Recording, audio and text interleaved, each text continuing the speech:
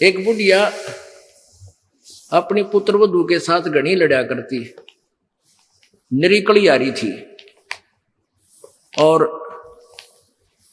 उनका उसका पुत्र आज्ञाकारी था। वो आते गंदी तेरी बहू ड्यों करे है, तेरी बहू ऐसे करे है। वो आते उस बहू ने अपनी पत्नी ने गढ़ता, वह बेचारी अपना टाइम पास करी। एक दिन क्या हुआ कि कोई बहन सत्संग में जाया करती थी, और उस बुढ़िया तो बोली अपनी सहेली तो यानी बुढ़िया वह थी, बुजुर्ग वो थी, कि चल सत्संग में चलेंगे, थोड़ा सारे दिन बहू के लड़े जा है, तेरा भी मन और सा हो जाएगा। तो वह चली गई। उन्होंने ज्ञान सुन लिया, अच्छी आत्मा थी, सत्संग का असर हो जाता है।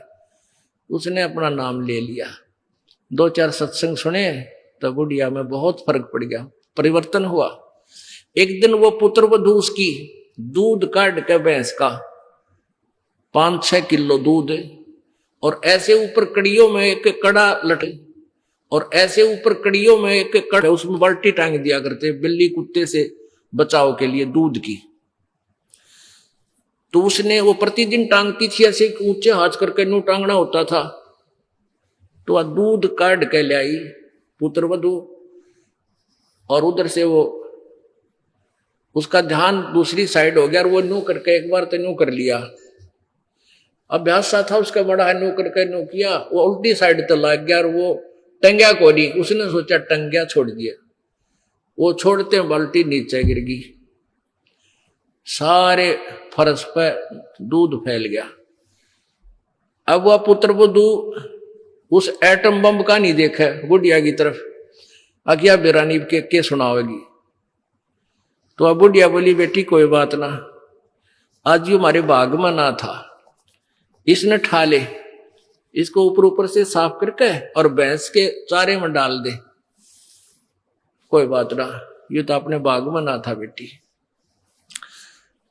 अब पुत्र वधू सुन होगी कि आज इस तोब में तो गोले ना निकले, यद बहुत मीठी बाणी बोली, ये कौन सा स्टेशन पकड़गी बुढ़िया आज यार।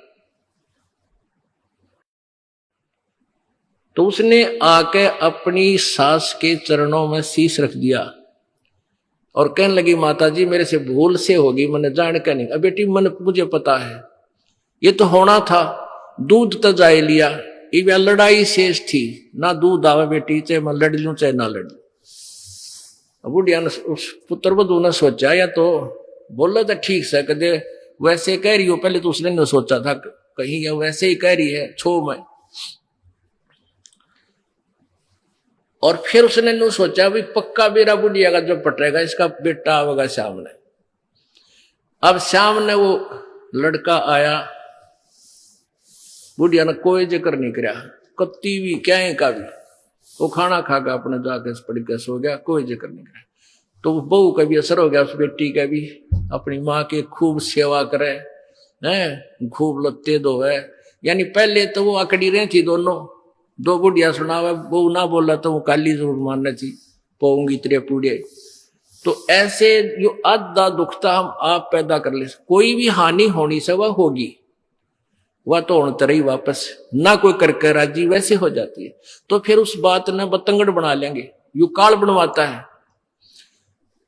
अभी 1-2 महीने पहले एक माई आई, वह कहने लगी, जी मारी टूम लिकड़ गई, यानी गहने आभूषण रखे थे एक डब्बे में बंद और ताला लाग रहा, टूम ना पाई।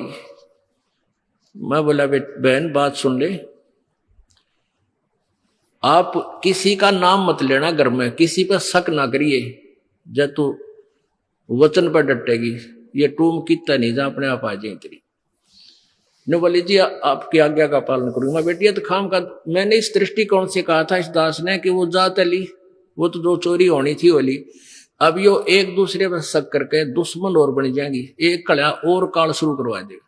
लेकिन उस बेबे ने इस दास के वचन का पालन किया, ने बोली जी कत्ती जक्र नहीं किया, और उस पुत्र वधू से भी कह दिया, बेटी कोई बात ना, महाराज जी का आदेश है, किसी पर शक नहीं करना है, ना किसी का नाम लेना, मारी होंगी तो आ जाएंगे। अब 2 महीने पहले 3 महीने पहले की बात थी। अब चौथा दिन 5वां दिन है, उस दिन आई वह पुत्र वधू और वह पत्नी, वह बहन।